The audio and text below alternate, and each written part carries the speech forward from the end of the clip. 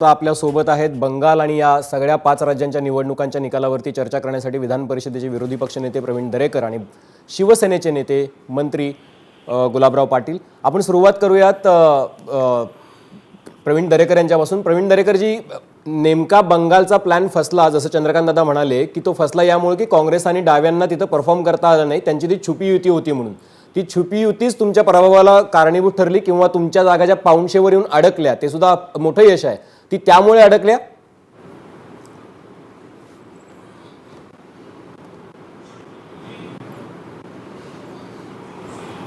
Hello दरेकरजी, आवाज येतोय तुम्हाला? हो, येतोय येतोय। मी म्हणालो की दादा, चंद्रकांत दादा असं म्हणाले, तुम्ही ते ऐकलत सुद्धा की आमच्या जागा पाऊणशेवर अडकल्या कारण डाव्या आणि काँग्रेसवाल्यांनी तिथं काही परफॉर्मन्स केलं नाही। तुम्ही फक्त त्यांच्यावरच भिस्त ठेवून होता की प्लॅन बी पण काही होता तुमचा? एक लक्षात ठेवा, एखाद्या परीक्षेला बसल्यानंतर MPSC असतील, UPSC असतील किंवा कुठल्याही परीक्षेला त्याच्यामुळे अपेक्षित यश मिळालं नाही म्हणजे त्या ठिकाणी आपण फसलो असं त्या ठिकाणी होत नाही। भारतीय जनता पार्टीनं निवडणूक त्या ठिकाणी, कुठलीही निवडणूक ती एक परीक्षा म्हणून त्या ठिकाणी लढत असते आणि जीव ओतून ती निवडणूक लढत असते। आणि त्यामुळे पश्चिम बंगालमध्ये पूर्ण ताकदीनिशी लढत असताना स्वाभाविकता आमच्या पक्षाचा एक कॉन्फिडन्स होता की त्या ठिकाणी आम्ही सत्ता आणू।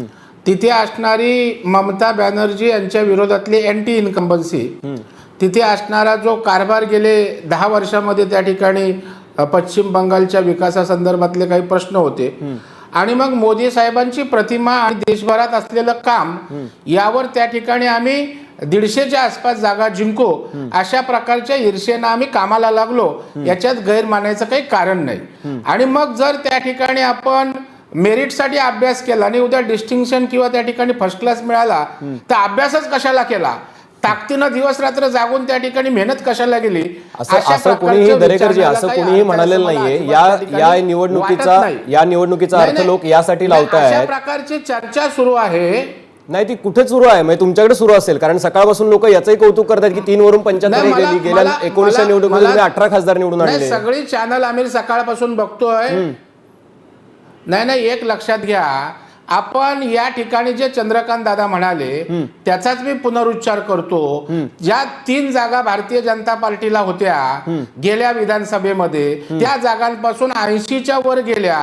मग याला यश म्हणायचं की अपयश म्हणायचं? सत्तेचं यश कदाचित मिळालं नसेल, परंतु भारतीय जनता पार्टीला 25-30 पटीत जर त्या राज्यामध्ये जिथे बेसच नव्हता भारतीय जनता पार्टीचा तिथे यश मिळालं असेल तर त्या ठिकाणी केवळ सत्तेचं अपयश आम्ही चर्चा करणार असू तर याचा अर्थ स्वाभाविकता आमचं म्हणणं राहतं की भाजपला जे यश मिळालंय त्याचं कोड कौतुक होणार आहे की नाही? आज एका बाजूला काँग्रेसचं नामोनिशाण मिटलं, 0 जागा काँग्रेसला त्या ठिकाणी मिळाल्या, त्याच्यावर चर्चा होत नाही। काँग्रेसने काय करायला पाहिजे त्याच्यावर आम्ही त्या ठिकाणी बोलत नाही, तो प्रत्येकाचा चॅनलचा भाग आहे, त्या पक्षाचा आत्मनिरीक्षणाचा भाग असू शकतो। कम्युनिस्ट प्रवीण दरेकरजी, याच्यामध्ये आपण 2 मुद्दे लक्षात घेतले पाहिजेत। एक, इथं ही निवडणूक आहे, त्याच्यामध्ये एक जण पहिला आला आणि एक जण दुसरा आला तर ते दुसऱ्याचं कौतुक नसतं, कारण एक जण जिंकत असतो आणि दुसरा हरत असतो। तुम्हाला 75 नाही, तुम्हाला 100 जरी जागा मिळाल्या असता आणि बहुमत मिळालं नसतं तरी सुद्धा तुम्ही हरलेलेच होतात। त्यामुळे बंगालमध्ये तुमचा पराभव झालेला आहे, म्हणजे BJPचा पराभव झालेला आहे। हा पहिला मुद्दा। दुसरा, याची तुलना जी होईल ती, हे बरोबर आहे की 16 साली 3च जागा होत्या आणि आता 75 मिळाल्या, पण ह्याची तुलना भाजपचा लोकसभेमधला जो परफॉर्मन्स होता, विधानसभेला 3 जागा होत्या बरोबर आहे, लोकसभेला 18 जागा होत्या, म्हणजे 18 सख्ख आपण जितका होईल तर तेवढ्या विधानसभा क्षेत्रामध्ये भाजपचा प्रभाव होता। त्या तुलनेमध्ये इतक्या ताकदीनं उतरल्यानंतर भाजपला यश मिळालं नाही, त्याची जी काही कारणं असतील त्याचं ॲनालिसिस आपण करतोय। तर चंद्रकांत दादांच्या मते सगळी स्ट्रॅटेजी फसली, कारण काँग्रेसची मतं त्यांना जी अपेक्षित होती काँग्रेस घेईल ते त्यांनी घेतली नाही, त्यांनी ती आयदर BJPला गेली, काही मतं त्यांची, त्यामुळे तर BJPची मतं काही वाढली, किंवा ती ममता बॅनर्जींकडे गेली। या व्यतिरिक्तचं तुमचं आणखीन काही ॲनालिसिस आहे का? नाही, एक लक्षात ठेवा राजीवजी, या ठिकाणी निश्चितपणे लोकसभेला जेव्हा निवडणूक होत असते तेव्हा वेगळे इक्वेशन्स असतात. त्याच्यामुळे लोकसभेला मिळाली म्हणजे विधानसभेला त्याच अर्थाने मतं मिळतात असं कधीच होत नाही. कधी कधी होतं, परंतु लोकसभेचा असणारं नेतृत्व, लोकसभेची असणारी लहर आणि त्या ठिकाणी जेवढं निवडणूक खाली जाते त्यावेळेला लोकल लेवलला त्या ठिकाणी येत असते. आणि आता जे दादांनी सांगितलं ते खरं आहे ना, त्यातला एक भाग की काँग्रेस असेल, कम्युनिस्ट असेल, ही सगळी लोक त्या ठिकाणी सरेंडर झाली त्या ठिकाणी ममताला. म्हणजे भारतीय जनता पार्टी या ठिकाणी एकच टार्गेट ठेवत सर्व जण त्या ठिकाणी एकत्रित झाले. मुस्लिम बाहुल जे मतदारसंघ होते तेही त्या ठिकाणी त्यांच्यासोबत गेले. बांगलादेशी त्या ठिकाणी जे घुसखोर आहेत ते एक गट्टा गेले आणि एकंदर सर्व प्रवाह आणि त्या ठिकाणी भारतीय जनता पार्टी अशा प्रकारे ती लढत झाली. आणि जे आपण बोलताय राजीवजी, आम्हाला आपल्या कोडकौतुकाची अपेक्षाही नाही आहे. भारतीय जनता पार्टीचं फार कोडकौतुक होतं. भारतीय जनता पार्टी त्या ठिकाणी काम करत राहतं, परंतु त्याच वेळेला ज्या वेळेला तशाच प्रकारची परिस्थिती दुसऱ्या पक्षांच्या येते त्याच्यावर ज्या वेळेला भाष्य केलं जात नाही, दोन शब्द बोलले जात नाहीत. ज्या काँग्रेसनं 10-11 पंचवार्षिक त्या ठिकाणी नेतृत्व केलं ते काँग्रेस पूर्णपणे नामोनिशाण मिटलंय.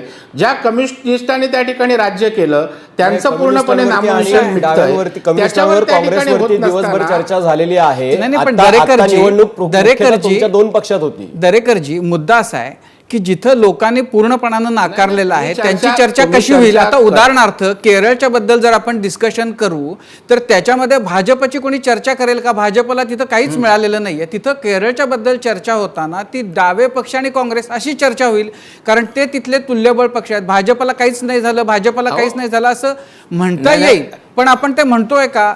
तसंच आता बंगालमध्ये काँग्रेसचं आता जे काही आहे ते दिवाळी तिथलं निघालेलं आहे. चर्चा काँग्रेसचं बंगालमधलं दिवाळं त्यांचं निघाले ते अहो, दिसतंय राजीवजी, सगळ्यांसमोर ज्या आहे. वेळेला चर्चा होत असते मुद्दा नाही, असा नाही, आहे सगळ्यांचं मुद्दा असा आहे की दिवाळ निघालेलं काँग्रेसला आहे. स्वतःलाही ते दिसतंय तिथं बंगालमध्ये सगळ्यांना. अपेक्षा नव्हती. राजीवजी दरेकरजी, ऐका ना, तुमचा विषय समजला मला. नाही दरेकरजी, मुद्दा फक्त हा आहे की काँग्रेस तिथं कधीच आम्ही 200 जागा जिंकून सत्तेवर येऊ असं, एकतर राहुल गांधी तिकडे फिरकलेही नाहीत. त्यांनी 1-2-4 सभा घेतल्या आणि नंतर त्यांनी सभाही घेणं बंद केलं. त्यामुळं काँग्रेसनं या निवडणुकीमध्ये तर आधीच जो एखादा मुलगा ड्रॉप घेऊन बसतो तो पास झाला का नापास झाला आणि कशामुळं त्याचं ते झालं याची चर्चा कोणी करत नाही. जो पक्ष, जे नेते 200च्या पुढं येऊ आम्ही असं सांगत होते ते 75च्या आत राहिले, त्यामुळे त्याची चर्चा होईल. ममता बॅनर्जींच्या 10 वर्षाच्या सत्तेला चॅलेंज जर BJPनं केलं होतं आणि त्यासाठी BJPनं आपली सगळी ताकद पणाला लावून, म्हणजे लोकसभेच्या वेळेला जेवढ्या सभा नरेंद्र मोदी आणि अमित शाह यांनी घेतल्या नसतील त्याच्यापेक्षा कैक पटीनं जास्त सभा त्यांनी आत्ता घेतल्या. आता मुद्दा असा आहे की एवढं सगळं झाल्यानंतर आणि भाजपची अपेक्षा होती ना की आपल्याला इथं सत्ता स्थापन करता येईल, त्यामुळे आपण त्याच्याबद्दलचं ॲनालिसिस करतोय. आता जर त्याच्यामध्ये आपण जो मुलगा नापास त्याचं 0 मार्क मिळालेत त्याच्याबद्दलची तुम्ही चर्चा करा असं जर म्हटलं तर त्या चर्चेला काही अर्थ नाहीये. नाही, एक लक्षात ठेवा, म्हणजे धाडसानं निवडणुका जिंकून त्या परीक्षेला उतरलेला मुलगा. अच्छा, म्हणजे तुमची अशी अपेक्षा आहे का की तुमचं कौतुक करावं याबद्दल, की तुमचा काँग्रेसपेक्षा परफॉर्मन्स चांगला आहे याच्याबद्दल तुमचं कौतुक करावं अशी अपेक्षा असेल तर ते सगळे तुमच्याकडून कौतुकाची अजिबात अपेक्षा नाहीये. नाही, नको काँग्रेसपेक्षा तुमचा परफॉर्मन्स नक्की 100%, 1000% बंगालमध्ये चांगला आहे. नाही, पण याचा अर्थ नाही. ऐका ना जरा, ऐका माझं जरा. तुमचं झालं ना, आता आम्हाला थोडं तर बोलायला द्या. या ठिकाणी आपल्याकडून कौतुकाची अजिबात आम्हाला अपेक्षा नाही आहे. फक्त चर्चा होत असताना ती चर्चा एकदिशेनं होऊ नये अशा प्रकारची माफक अपेक्षा आहे. ज्या वेळेला विश्लेषण होत असतं त्यावेळेला नापास मुलाची पण चर्चा होत असते. नापास मुलगा झाला म्हणजे त्याला फेकून दिला, परत त्यांनी परीक्षेला बसायचं नाही, त्यांनी पासच व्हायचं नाही आणि त्यांनी त्या ठिकाणी परीक्षेत त्या ठिकाणी स्पर्धेत यायचं नाही असं काय होत नसतं. चांगलं वाईट, बरं वाईट त्या ठिकाणी सगळ्यांची चर्चा व्हायला 100% मान्य आहे. त्यामुळे आपला फोकस आपण बंगालच्या बद्दल बोलताना आपण काँग्रेसची चर्चा करूया. नाही, तुम्हाला जे प्रवीणजी मी असं अहो पण म्हणतो, आमचं तर ऐका ना. तर तुम्ही अर्धा वेळ तुम्हीच घेता राजीवजी. अहो पण आमचं थोडं तर ऐका जरा. तुम्ही बोलता त्याच्यापेक्षा अर्धा वेळ तरी आम्हाला द्या. मला आज असं एवढीच नम्र विचारणं आहे. आज आसामची निवडणूक झाली, पाँडिचेरीची झाली, त्या ठिकाणी केरळ, तामिळनाडू, पश्चिम बंगाल आज देश म्हणून चर्चा करत असताना एका पश्चिम बंगालवर देशाच्या नेतृत्वावर टीका करणार, देशामध्ये त्या ठिकाणी भाजपच्या नकारात्मक लाट सुरू झाली. का तुम्ही महाराष्ट्रातल्या पंढरपूरची चर्चा करत नाही तो की महाविकास आघाडी तिन्ही पक्ष एकत्रित असताना तुम्ही आम्हाला विचारताय का एकूण सगळ्या याच्यावर चर्चा होत नाही? नाही, हे तुम्ही आम्हाला विचारताय का एकूण ओव्हरऑल सगळ्यांना विचारताय? ना मी आता तुमच्याशी चर्चा करतोय, आम्ही का चर्चा करतो? आम्ही असं आहे, आम्ही केरळची चर्चा आम्ही केरळची चर्चा फारशी करत नाही आहोत, कारण केरळमध्ये जे काही झालं त्याच्याबद्दल महाराष्ट्रामध्ये फारसं कुणाला म्हणजे तिथं काय होणार याचा साधारण अंदाज होता, त्याच्याबद्दल उत्सुकता नाही. सगळ्यांना उत्सुकता जी होती पंढरपूरचा महाराष्ट्रातला पंढरपूरची चर्चा भरपूर झाली. तुम्ही पंढरपूरची चर्चा भरपूर झाली, पंढरपूरची चर्चा भरपूर झाली. पंढरपूर विधानसभेमध्ये भाजपनं जे यश मिळवलं त्याची चर्चा झाली. त्यांच्या त्या उमेदवाराच्या मुलाखती वगैरे सुद्धा विजयी उमेदवाराच्या झाल्या. बेळगावची चर्चा कुठे झाली? बेळगावला जाऊन त्या बेळगावची कुठे झाली? अहो दरेकरजी, बेळगावची चर्चा, बंगालची चर्चा आणि बेळगावची चर्चा एका तागडीत तोलायची आहे का?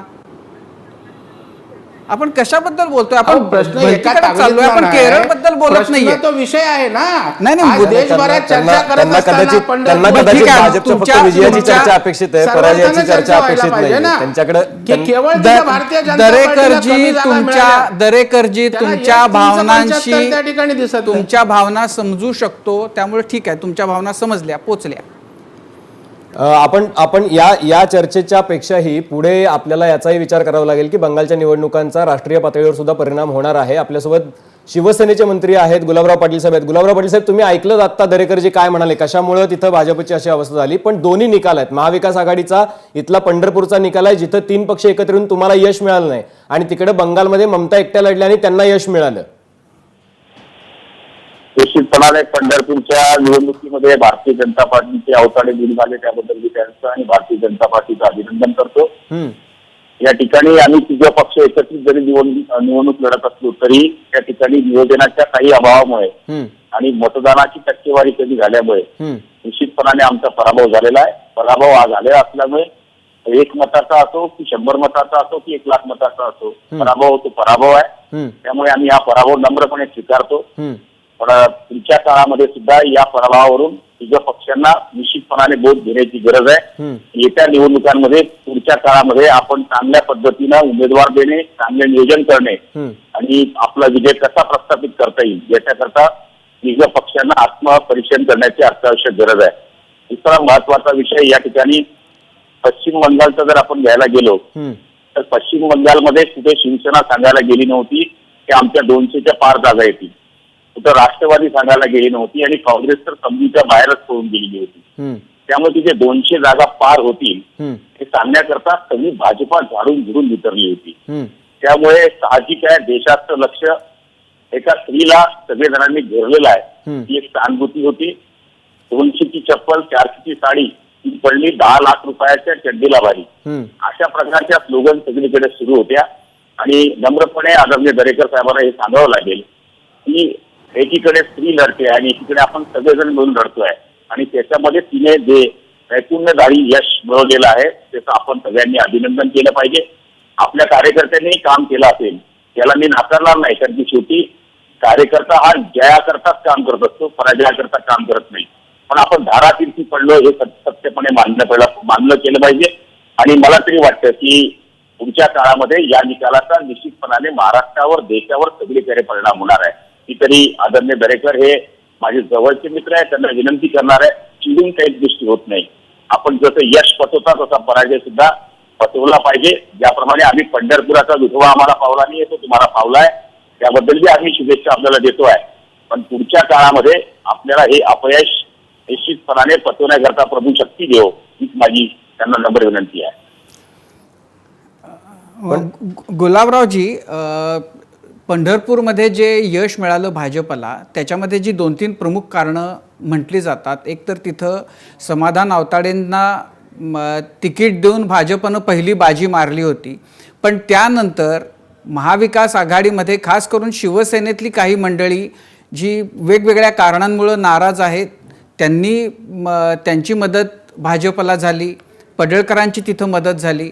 जर एकोपा असता तुम्हाला, आणि खरं तर ही निवडणूक महाविकास आघाडीसाठी यासाठी महत्त्वाची होती कारण पहिली अशी ही महत्त्वाची एक निवडणूक होती, कोरोनाच्या काळामध्ये ही होत होती, तर तुमच्यातला समन्वय कमी पडला, तुम्हाला आपल्या पक्षातल्या नाराजांना बरोबर ठेवणं अवघड गेलं म्हणून हे झालं.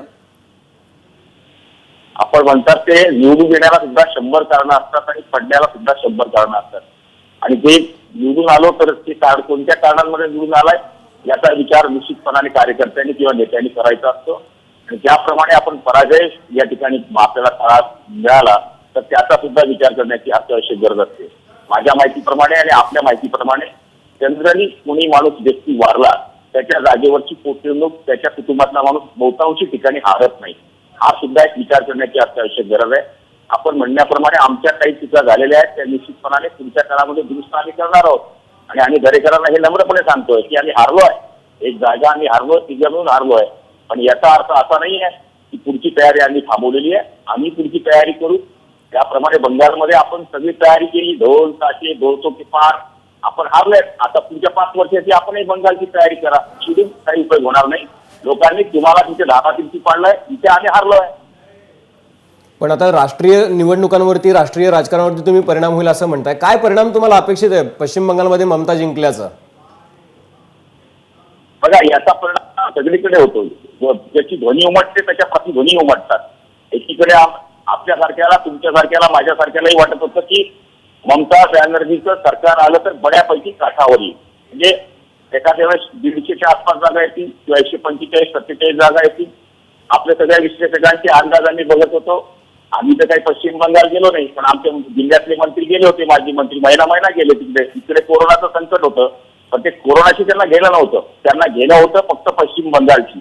वकील दरेकर म्हणतात की एक निवडणूक हारलं तर याचं काय, अहो तुम्ही झाडून झुडून होते. सर्कल प्रमुख सुद्धा पश्चिम बंगालमध्ये होता. आमचा कोणी शिवसेनेवाला तर तिकडे गेला नाही.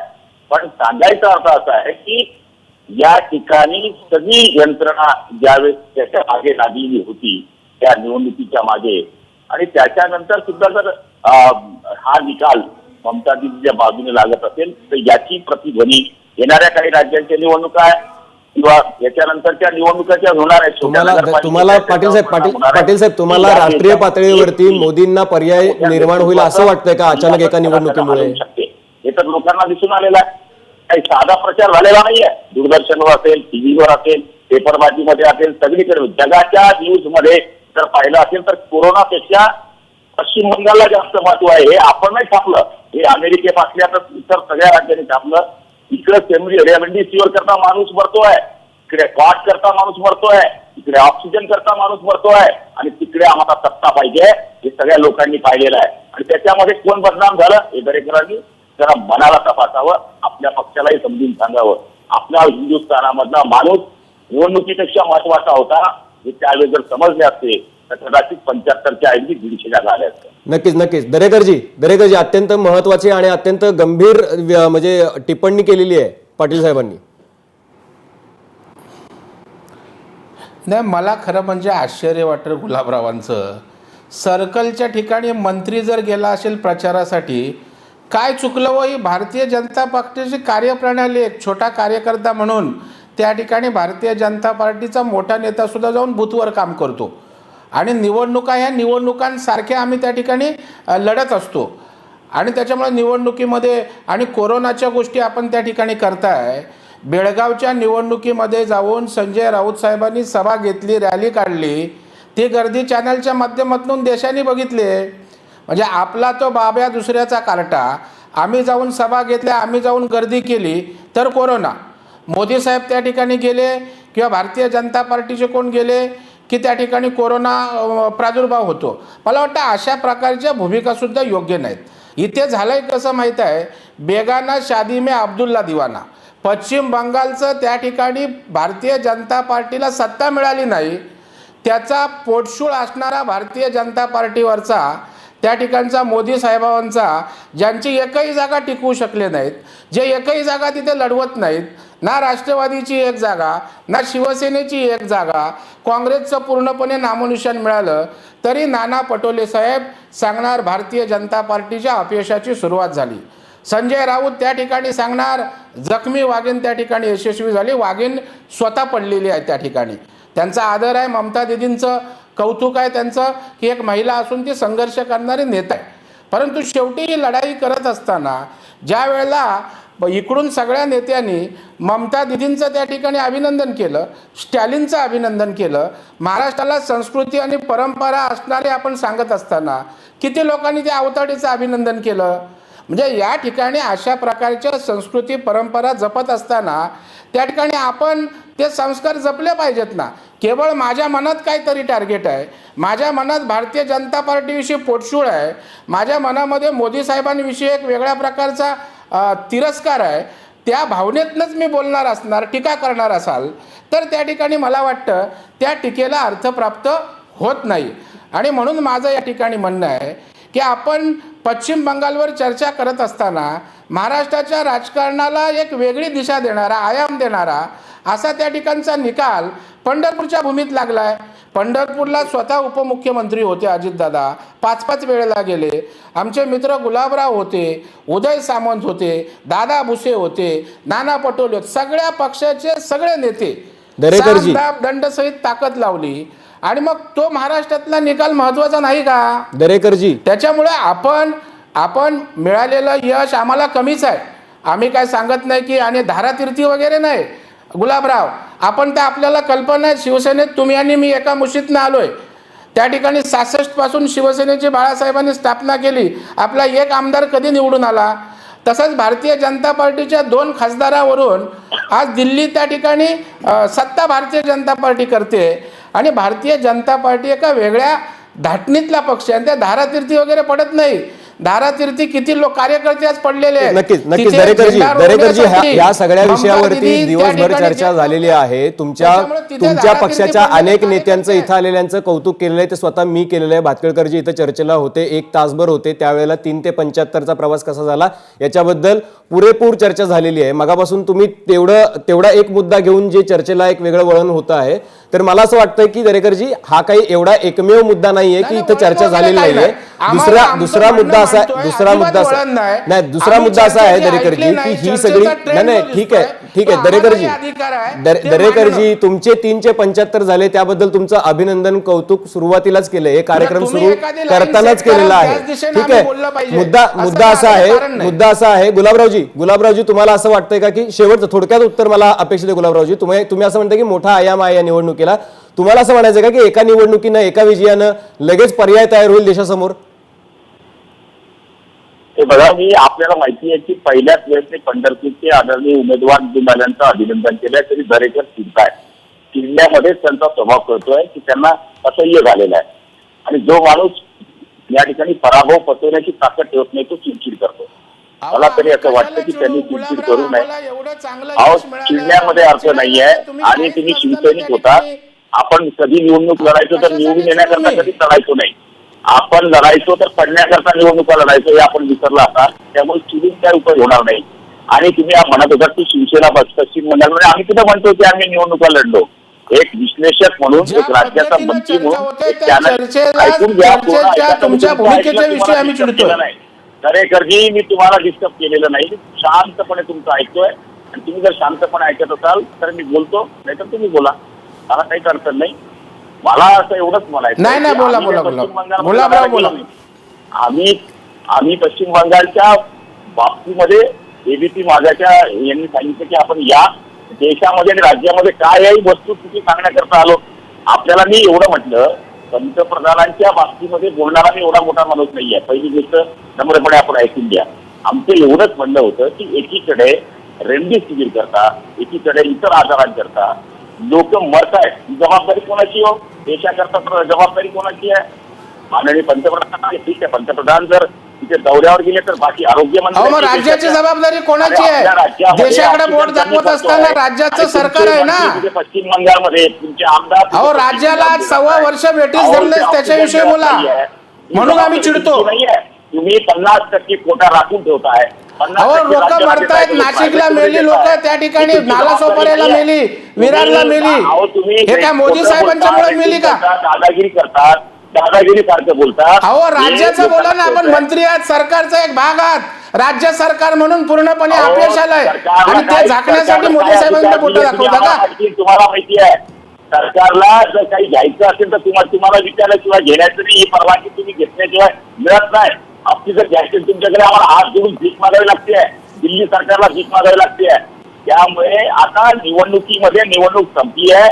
निवडणुकीमध्ये तुम्ही हारले, नम्रपणे सांगा की आम्ही हार झालेली आहे आणि ती हार आम्ही पटवतोय. एवढं म्हणण्यात काय हरकत आहे?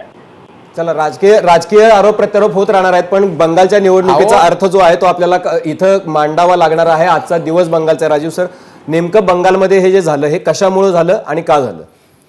नाही, मला असं वाटतं की आत्ता बोलताना जे मुद्दे दरेकर आणि गुलाबराव पाटील दोघांच्याही बोलण्यामध्ये आले, खरं तर ते एक माझ्या मते महत्त्वाचं कारण होतं की का बंगालमध्ये ममता बॅनर्जींना एवढं किंवा असं यश मिळालं.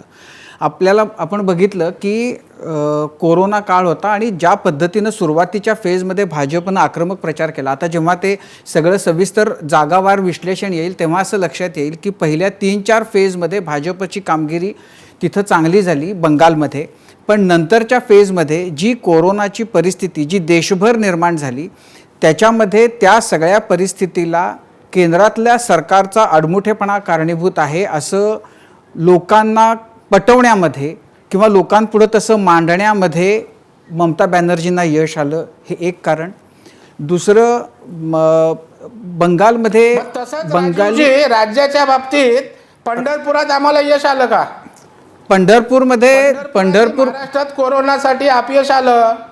पंढरपूरमध्ये सेम ना तिकडच्या सारखं इथे लागू होईल ना. पंढरपूर दरेकरजी, यांनी हे कबूल केलं पाहिजे कोरोनाचा की परिणाम पश्चिम पंढरपूरवर पण बंगालमध्ये होईल ना? ज्यांच्याकडे मुख्यमंत्री पदाचा उमेदवार सुद्धा नव्हता. दरेकरजी, पंढरपूरच्या बद्दल तुम्ही जिंकलं त्याचं कौतुक आहे, पण तुम्हाला तिथं उमेदवार ज्यानं गेल्या निवडणुकीमध्ये 70,000 पेक्षा जास्त मतं घेतली होती अशा उमेदवाराला आयात करून तुम्ही तिथं निवडणुकीच्या मैदानात उतरला होता. त्यामुळं त्या उमेदवाराच्या विजयाचं आपण श्रेय हरवून घ्यायला नको आणि त्याचा तुम्ही कोरोनाशी संबंध जोडू नका. त्यामुळे मुद्दा असा की इथं जसं ज्या पद्धतीनं महाविकास आघाडीला ज्या पद्धतीनं राज्यातला जो काही प्रश्न आहे त्याचं केंद्राकडे दाखवता येतं, त्याच पद्धतीनं ममता बॅनर्जींनी ते करून दाखवलं तिथं. एक दुसरं, ममता बॅनर्जींनी तिथं दुसरा जो आपला बाहेरचा बंगाली अस्मितेचा मुद्दा घेऊन बंगाली अस्मितेवर घाला घालण्यासाठी लोक दिल्लीतून आणि बाकी देशभरातून येत आहेत हे ते ठासून सांगत राहिले आणि बंगाली अस्मितेला त्यांनी जागवलं. त्याचा फायदा ममता बॅनर्जींना मोठ्या प्रमाणात झाला. अदरवाईज ज्या पद्धतीचं यश त्यांना मिळालं 2 निवडणुका जिंकल्यानंतर 10 वर्षाची अँटी इन्कम्बन्सी असताना अदरवाईज त्यांना असं यश मिळणं त्यांनाही कदाचित अपेक्षित नसेल, पण कोरोना काळामध्ये खास करून त्यांना हे दाखवता आलं किंवा त्यांनी हे कन्व्हिन्स केलं. आता त्याच्यामध्ये राज्यांची जबाबदारी नाही आहे का, तर 100% राज्यांची जबाबदारी आहे.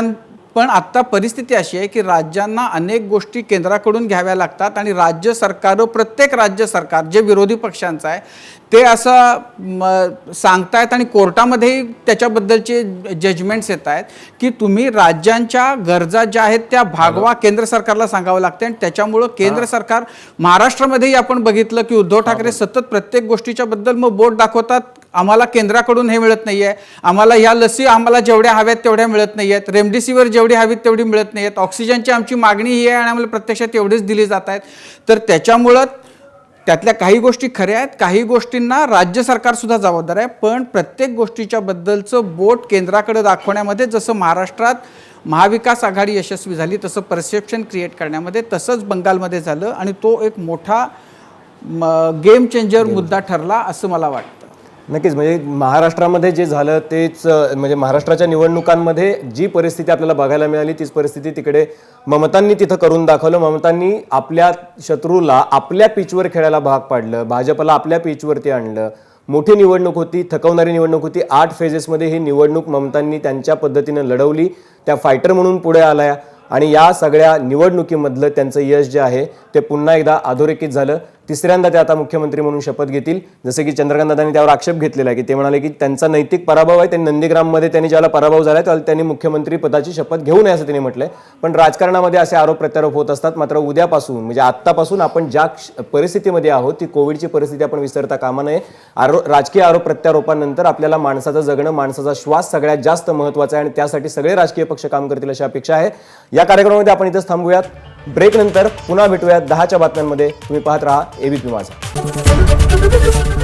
एबीपी माझा, उघडा डोळे बघा नीट.